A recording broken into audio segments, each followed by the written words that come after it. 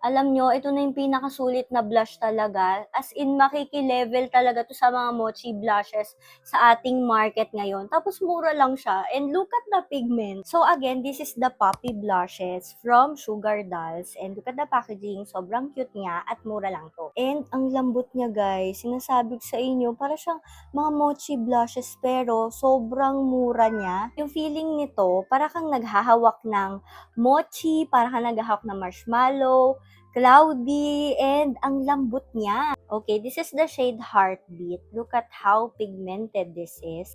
Sobrang smooth niya din ipang-apply. By the way, pwede to sa eyelid, sa cheeks, and sa lips. This one naman is Cherry Rush. Ito naman yung itsura niya.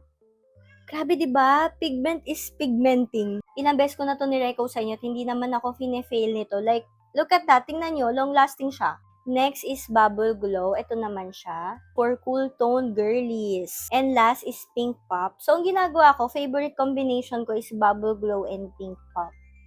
Like, look at that. Mura na nga siya, matipid ba siyang gamitin? Kasi tingnan nyo naman kung gaano kadami. Like, hindi mo naman yan malalagay lahat sa cheeks mo. Sobra pa to sa eyelid, sa cheeks, and sa lips nyo. So, ganyan kasi siya sa cheeks ko. Nilagay ko na kanina. Pero syempre, lagay ulit natin. O, diba? This one is lightweight, non-sticky, and super comfy niya, in fairness. Hindi siya mabigat sa skin, and blendable yan, guys. Hanggang bukas na tong ating blush.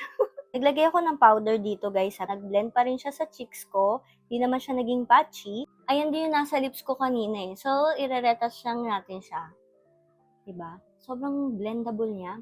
O, diba? Monochromatic. Kulang na lang yung eyelids natin. Wala tagang lagkit.